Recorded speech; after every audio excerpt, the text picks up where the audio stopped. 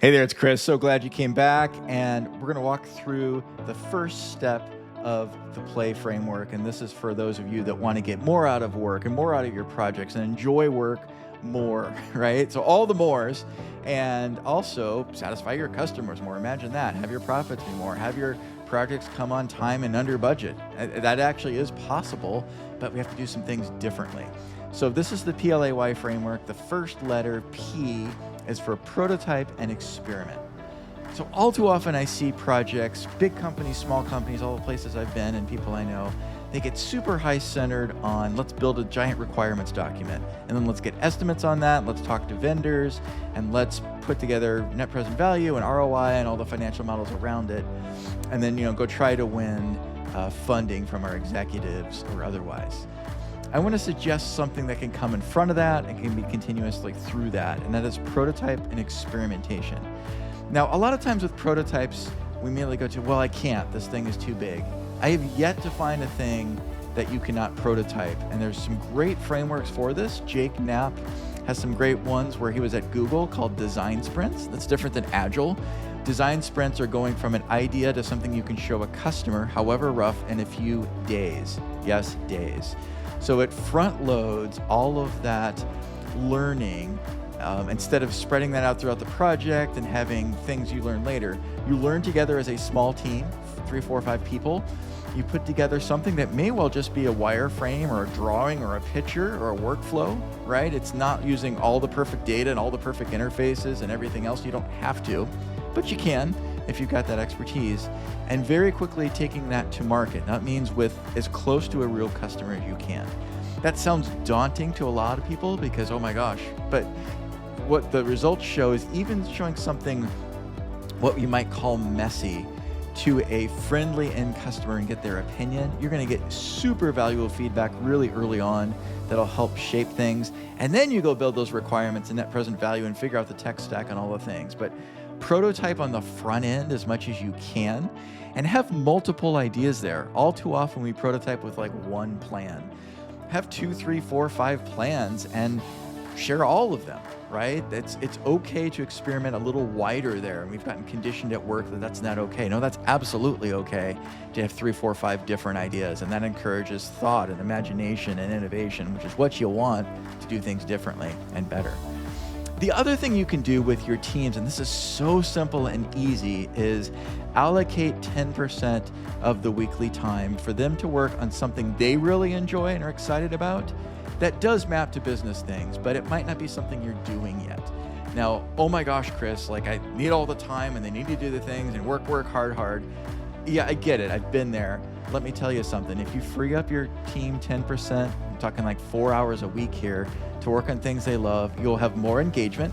Gallup poll shows that employees are less engaged than ever at about 33%. You want to increase that engagement and have them love where they work and be more giving. Let them experiment 10% of the time, okay?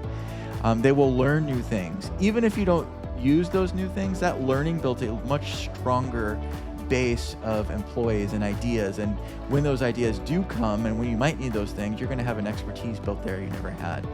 Now, finding those 4 hours is a lot easier than you might imagine. There's probably some meetings that folks could not be in.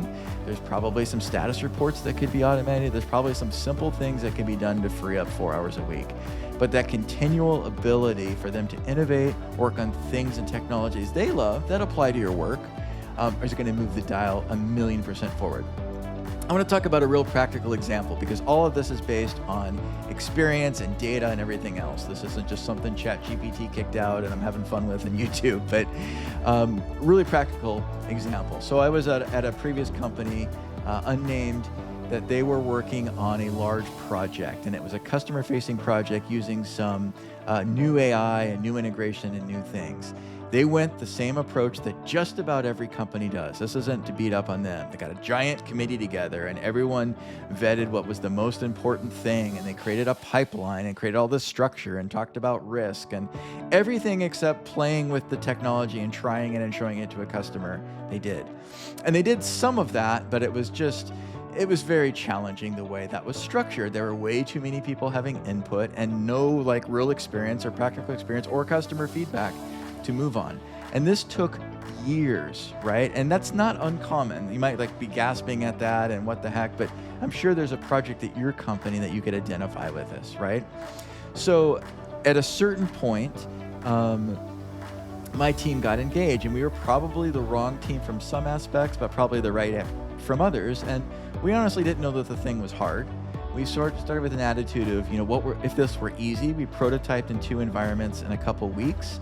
Yes, we used the data, insights, and experience we had to best shape this prototype, so it wasn't just, throwing dice and hoping for the best. We got it in front of a small customer base, and that prototype evolved relatively quickly and became the new environment there. We used what we already had. We didn't need a new tech stack. We used staff we already had and found a way to allocate that. And this serves now hundreds of thousands of people, and there's a very high customer sat on this. And I've seen this not just in this example. I've seen it in small companies. I've seen it in large companies. I've seen it in not-for-profits. It absolutely works 100% of the time. Prototype and front load whenever you can, and you will see amazing successes. Now, if you're like, dude, I need some help with this, feel free to message me. I'll put the link below. If this isn't a social media post, you can comment and I'll reach out to you, or you can find me on Instagram at Innovation Enabler. Love to talk to you about how you can make that happen in your organization. It's probably a lot simpler than you think.